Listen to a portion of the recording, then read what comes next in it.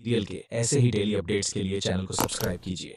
दोस्तों, आगे एपिसोड में दिखलाया जाएगा सूरज संध्या के बाहों में हाथ डालकर खड़ा रहता है। फिर संध्या सूरज से अपना हाथ छुड़ाकर वहां से भाग जाती है। फिर सूरज गुलाब का फूल लेकर संध्या के पास आता है और संध्या से कहता है, संध्या जी, आपको नहीं लगता कि आजकल आप भागने में बहुत कमजोर हो गई हैं? फिर सूरज संध्या के गालों को छूने लगता है। फिर संध्या सूरज से हाथ छुड़ाकर भागते हुए बाथरूम में चली जाती है। फिर सूरज भी उनके पीछे पीछे चला जाता है।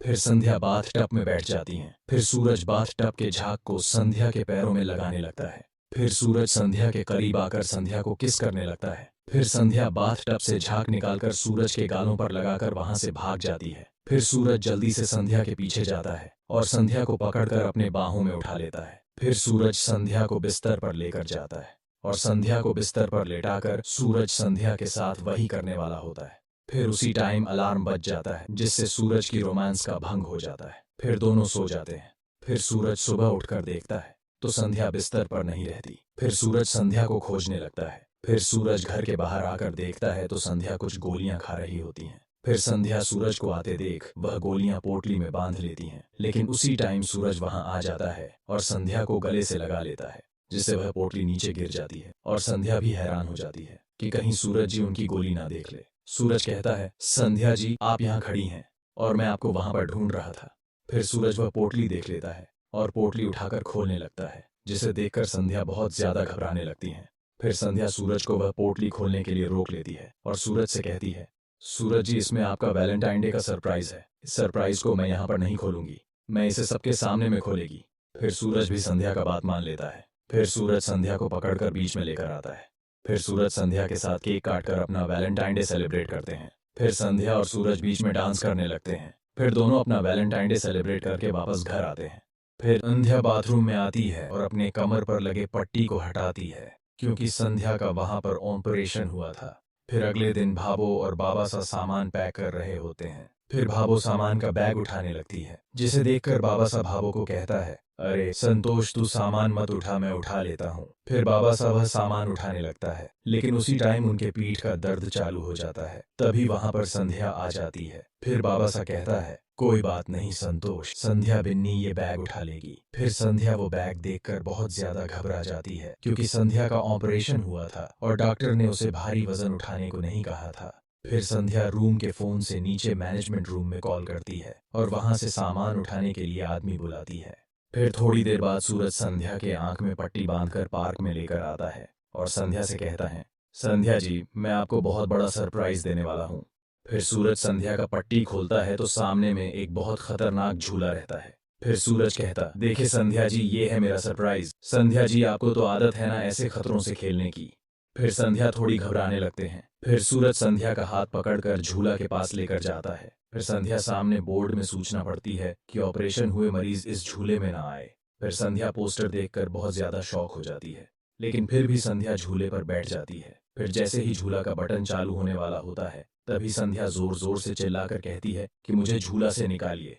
फिर सूरज संध्या का हाथ पकड़कर कहता है, संध्या जी, आप शांत हो जाइए, मैं आपके साथ हूं ना। लेकिन संध्या शांत नहीं होती और फिर से जोर जोर से चिल्लाने लगती है कि प्लीज मुझे यहाँ से निकालो। फिर झूला वाला संध्या के पास आता है और संध्या से कहता है, अरे मैम, कुछ नहीं होगा, आप बैठ ही रहिए, हम आपको ऐसे नहीं निकाल सकते। लेकिन फिर से संध्या बहुत ज्यादा जोर जोर से चिल्लाने लगती है कि मुझे निकालिए। फिर सूरज झूले वाले से हाथ जोड़कर कहते हैं, भाई जी, मेहरबानी करके बाहर निकाल दीजिए। फिर झूला वाला कहता है, अरे भाई, जब आपकी पत्नी इतना डरती है तो आपको झूला बुक नहीं करवाना था ना। फिर झूला वाला संध्या और सूरज को ताने देकर झूले से निकालता है। फिर संध्या भागते हुए बाहर में टेबल में आकर बैठ जाती है। फिर सूरज संध्या के लिए पानी लेकर आता है और संध्या से कहता है, संध्या जी, ये लीजिए, पानी पी लीजिए। फिर संध्या पानी पीती है। फिर सूरज कहता है, संध्या जी, आप मुझसे कुछ छुपा रही हैं। संध्या जी, मैं आपको जितना जानता हूँ कि आप कोई ऐसी चीज से नहीं घबराती। फिर संध्या बहाना करते हुए कहती है, कोई बात नहीं सूरज जी, मुझे बस वहां अच्छा नहीं लग रहा था। फिर सूरज कहता है, नहीं, ये तो आप पूरा पूरा झूठ बोल रही है संध्या जी, जितना मैं आपको जानता हूँ शायद उतना आप भी अपने आप को नहीं जानती। देखिए संध्या जी, अगर कोई बात है तो आप मुझे बताइए। लेकिन संध्या फिर से बहाना करती हुई कहती, सूरज जी, कोई बात नहीं है, मैं बस डर गई थी, बस यही बात है। फिर सूरज कहता है, संध्या जी, जो बड़े से खतरे से डरती नहीं, आज वो एक छोटी सी राइड से घबरा गई, और जहां पर आपका पति आपके हाथ से हाथ धरकर बैठा था, संध्या जी, आप उस इंसान से झूठ बोल रही है जो आपके बारे में सब कुछ जानता है। लेकिन संध्या फिर भी सूरज से झूठ बोलती है और कहती है, सूरज जी, अगर कोई बात होगी तो ही बताऊंगी ना। फिर संध्या इतना कहकर सूरज से अपनी बात डाल देती है, लेकिन फिर भी सूरज को संध्या पर शक रहता है। फिर संध्या और सूरज अपने रूम में आते हैं और डांस करने लगते हैं। तभी सूरज डांस करते वक्त डस्टबिन से एक गोली का पैकेट देख लेता है। फिर सूरज उस गोली को अपने जेब में डाल देता है। फिर सूरज जल्दी से उस गोली को पकड़कर डॉक्टर के पास जाता है और उस गोली को दिखलाने लगता है कि डॉक्टर साहब, ये कौन सी गोली है। फिर डॉक्टर बताता है कि ये तो दर्द की गोली है और ये टैबलेट हम आम पेशेंट को नहीं देते हैं। इस दवा का इस्तेमाल तब किया जाता है जब दर्द बहुत ज़्यादा हो, या उनको बड़ा जख्म हुआ हो, या फिर उसका ऑपरेशन हुआ हो। फिर सूरज सोचने लगता है कि संध्या जी इन भारी दवाइयों को क्यों खा रही है। ऐसी क्या तकलीफ हो रही है उनको, जो तकलीफ मुझे बताना भी नहीं चाहती है। फिर सूरज रूम में आता है और सभी जगह की तलाशी करने लगता है। फिर सूरज को संध्या के बैग में बहुत सारे गोलियां मिलता है। फिर सूरज गोली को देखकर समझ जाता है, ऐसी सेम टू सेम गोली भाबो को भी मिली है जब भाबो का ऑपरेशन हुआ था। फिर सूरज भाबो के कमरे जाता है और भाबो के बैग से गोली को मिलान करने लगता है। फिर सूरज उस गोली को देखकर समझ जाता है कि संध्या का ऑपरेशन हुआ है। तभी सूरज को संध्या के बैग में एक पर्ची मिलती है जिसमें लिखा रहता है कि संध्या राठी ने संतोष राठी को अपना किडनी डोनेट किया है, जिसे देखकर सूरज बहुत ज्यादा शॉक होकर सदमे में चला जाता है। फिर सूरज सोचने लगता है कि जिस दिन भाबो को किडनी दे रही थी, उस दिन संध्या ने अपने पहचान को गुप्त रखा था। इसका मतलब संध्या जी ने ही भाबो को किडनी दिया था।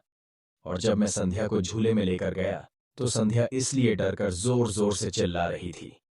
फिर अगले सुबह सूरज संध्या को छत में लेकर आता है और सूरज संध्या को घुरकर देखने लगता है। फिर संध्या कहती हैं कि सूरज जी, आप मुझे ऐसे क्यों देख रहे हो। फिर सूरज संध्या के करीब आता है और संध्या के गालों को छू कर कहता है, संध्या जी, वह क्या है ना, आज हमारा इस ट्रिप का आखिरी दिन है, इसलिए मैं इस दिन को यादगार बनाना चाहता हूँ। फिर सूरज संध्या के कमर को छूने लगता है। फिर संध्या घबराने लगती हैं और सूरज का हाथ को अलग करके दूर जाने लगती हैं। लेकिन सूरज संध्या का हाथ पकड़ लेता है और कहता है, संध्या जी, आप मुझसे इतना दूर क्यों जा रही हो, मैंने कुछ गलत कर दिया क्या। फिर संध्या कहती है, नहीं सूरज जी, ऐसी बात नहीं है। फिर सूरज संध्या के करीब आकर संध्या से कहता है, कितना अजीब लगता है ना जब सामने वाला आपसे ऐसे बर्ताव करें जैसे वह एकदम अनजान है। फिर संध्या कहती है, सूरज जी, मैं कुछ समझी नहीं। फिर सूरज कहता है, क्यों किया संध्या जी आपने इतना बड़ा बलिदान। आपको क्या लगा इतना बड़ा सच्चाई छुपाने से मुझे पता नहीं लगेगा। फिर संध्या अनजान बनते हुए कहती है, ये आप क्या कह रहे हैं सूरज जी। फिर सूरज संध्या पर गुस्सा हो जाता है और कहता है, बस कीजिए संध्या जी, और कितनी कोशिश करेंगी सच को छुपाने का। संध्या जी, मैं जान चुका हूं कि भाबो को आपने ही किडनी दी है, क्योंकि मैंने आपके बैग से वह दवाई देख चुका हूं जो सेम दवाई भाबो खाती है, और वही दवाई आप भी खा रही हैं। क्यों किया संध्या जी आपने ऐसा। मेरे बारे में नहीं सोचा कि मुझे पता लगेगा तो मुझे कैसे लगेगा। फिर सूरज रोते हुए कहता है, आज मैं अपने आप को बहुत छोटा महसूस कर रहा हूं संध्या जी। फिर संध्या सूरज का आंसू पोंछकर कहती है, सूरज जी, मैंने जो किया वह मेरा फर्ज था। आज देखो ना भाबो हमारे बीच में कितनी खुश है। फिर सूरज कहता है, संध्या जी, भाबो को संभालने के लिए तो हम सब थे, लेकिन आपको अस्पताल में संभालने के लिए कोई नहीं था। संध्या जी, आपने इस दर्द को मुझे बांटने का लायक नहीं समझा। फिर संध्या कहती, ऐसी बात नहीं है सूरज जी, मुझे ऐसे तकलीफों की आदत है, यह मेरे लिए कोई मुश्किल बात नहीं है। फिर सूरज कहता है, अरे आदत होगी आपको ऑफिस में, लेकिन आप मेरी पत्नी हैं। संध्या जी, आपने भाबो की जान बचाने के लिए अपनी किडनी देकर इतना बड़ा बलिदान दे दिया। फिर संध्या कहती है, सूरज जी, मैंने कोई बलिदान नहीं दिया। अच्छा आप बताइए, अगर आपकी किडनी भाबो से मैच हो जाती तो क्या आप पीछे हटते। क्या माँ का जान बचाने का हक सिर्फ बेटों को है, अपनी बहू का नहीं। सूरज कहता है, संध्या जी, आप एक बहू ही नहीं बल्कि एक आईपीएस ऑफिसर भी है। अब आप ही बताइए कि एक किडनी देने के बाद आप भाग दौड़ पाएंगी, अब आपकी नौकरी का क्या होगा। आपने ये सब नहीं सोचा।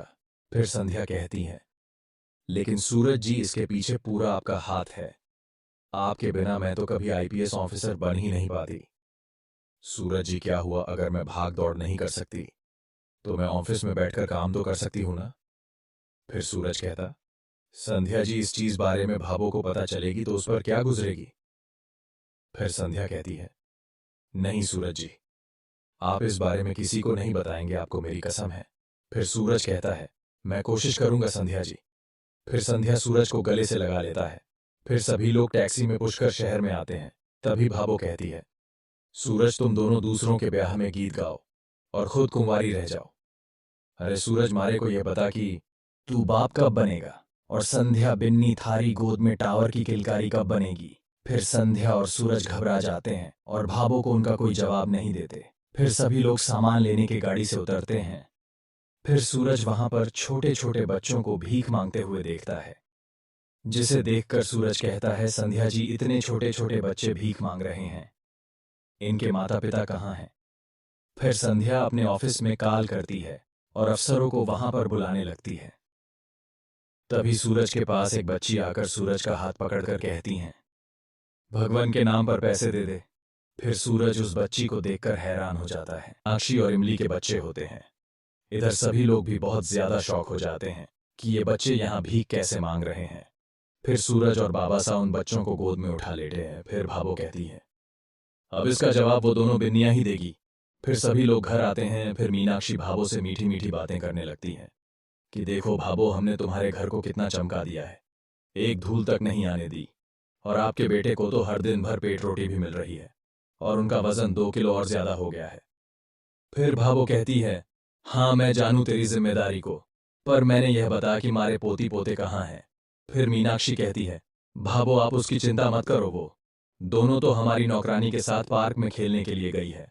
हमारी जो नौकरानी है ना, बहुत अच्छी है, वह हमारे बच्चों की बहुत अच्छे से देखभाल करती है। तभी भाबो छोटू को इशारा करती है। फिर छोटू दोनों बच्चों को वहां पर लाता है। फिर मीनाक्षी और इमली उन बच्चों को देखकर कहती हैं, अरे छोटू, ये किस भिखारी के बच्चे को ला दिया है, अरे ये तो कितने गंदे हैं। फिर भाबो बहुत ज्यादा गुस्सा हो जाती है और कहती है, अरे देखो पापियों, ये तेरे ही कोख से निकले हैं, कोई भिखारी के बच्चे नहीं है। फिर भाबो उन बच्चों के मुंह को अपने पल्लू से साफ करती है, जिसे देखकर इमली और मीनाक्षी बहुत ज्यादा शौक हो जाती है। फिर दोनों अपने बच्चों को गले से लगा लेते हैं और बहुत ज्यादा रोने लगते हैं। फिर मीनाक्षी कहती है, भाबो इनकी ऐसी हाल किसने किया। फिर संध्या बताती है कि इन दोनों का हाल उसी नौकरानी ने किया है जो नौकरानी को तुमने रखा था। फिर मीनाक्षी कहने लगती है, कहाँ है वो, मैं उसे चप्पल से मारूंगी। फिर इमली भी कहती है, मैं भी उसको बहुत मारूंगी। फिर भाबो कहती हूँ, अरे उसे नहीं बल्कि अपने आप को चप्पल से मारो। अरे तुम दोनों अपनी एक टावर को भी नहीं संभाल सकती। अरे सड़क पर पहुंचा दिया था इन बच्चों को हाथ फैलाने के लिए, कैसी माँ हो तुम दोनों। अरे एक अनजान लड़की के हाथों में अपने कालजे के टुकड़े को कैसे सौंप दिया। फिर संध्या भी उन दोनों पर गुस्सा हो जाती है और कहती है, तुम दोनों अपने बच्चों के साथ इतनी बड़ी लापरवाही कैसे कर सकती हो। लेकिन चलो छोड़ो और जल्दी से उस नौकरानी का पता दो ताकि पुलिस ढूंढने में मदद मिल सके। फिर सल्यावत है। इमली और मीनाक्षी बहुत ज्यादा शौक हो जाती है क्योंकि उन लोगों ने तो उनका पता ही नहीं लिया था। फिर इमली बताती है कि हमने उनका कोई भी पता नहीं रखा था। फिर संध्या कहती है, इमली तुम पढ़ी लिखी होने के बाद इतनी बड़ी गलती कैसी कर सकती हो। तुम्हें इतना भी पता नहीं है कि अनजान लोगों को अपने बच्चे और घर की इजाजत नहीं देना चाहिए। अरे बेकार है इमली तुम्हारा पढ़ा लिखा होना। फिर मीनाक्षी कहती है, भाबो ने तो हमको अलग कर दिया था, हम पर घर की पूरी जिम्मेदारी आ गई थी, इसलिए हमने उस नौकरानी को लगा दिया, और वो दिखने में भी अच्छे घर की दिखती थी, इसलिए हमें कुछ सोचा नहीं। फिर संध्या कहती है, मैं जानती हूं मीनाक्षी की बहुत मुश्किल है, लेकिन मैं भी तो घर और ऑफिस की जिम्मेदारी दोनों संभालती हूं ना। फिर मीनाक्षी कहती है, माफ कीजिएगा जेठानी की, लेकिन आप यह पीड़ा ना समझ सकेंगी क्योंकि आप मां नहीं बनी है ना, इसलिए। फिर उनकी बात सुनकर सभी लोग हैरान हो जाते हैं। फिर सूरज मीनाक्षी का बात डालते हुए कहता है, हमें सबसे पहले उस नौकरानी को ढूंढना होगा। अगर हम लोग ऐसी बहस करते रहे तो वो नौकरानी इस शहर से भाग जाएगी। फिर संध्या भी कहती, हाँ सूरज जी, मैं अभी अपने ऑफिस जाती हूँ और वहां से पता लगाने की कोशिश करती हूँ। फिर संध्या अपनी ऑफिस चली जाती है। फिर मोहित और विक्रम भाबो से माफी मांगते हुए कहता है, माफ कर दे भाबो इस बच्चे को और अपनी परिवार में शामिल कर ले। भाबो, हम लोगों की क्या गलती है, उस नौकरानी को तो एमली और मीनाक्षी भाभी लेकर आए थे न। फिर भाबो कहती है, अरे अब तुम दोनों अपनी गलती को अपने लुगाई के माथे मढ़कर अपनी माँ की गोद में आना चाहती हो।